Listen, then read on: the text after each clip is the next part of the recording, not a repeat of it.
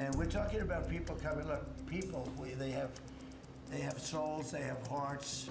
Are you interested in rebuilding relations with Canada, and if so, how? No, well, I think we're going to have a great relationship. He called me up yesterday. He said, "Let's make a deal." You know, he was running for office. They both hated Trump, and it was the one that hated Trump, I think, the least that won.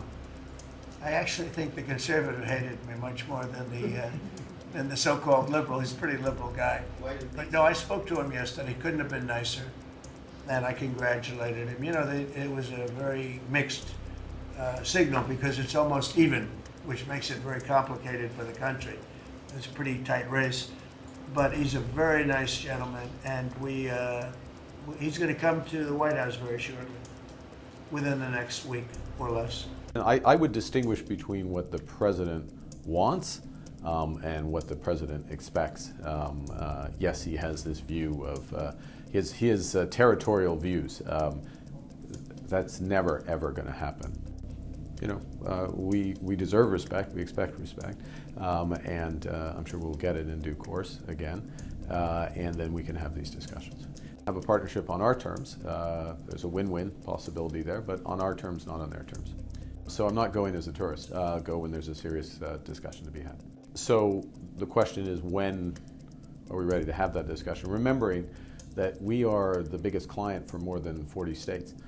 You think about defense partnerships, and those conversations have just begun.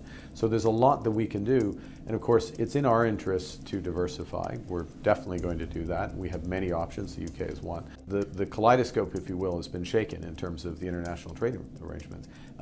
Countries are getting used to the uncertainty, and the question is, well, what are we going to put back together? What is going to settle? Particularly amongst like-minded countries. The G7 are supposed to be the most like-minded of like-minded countries.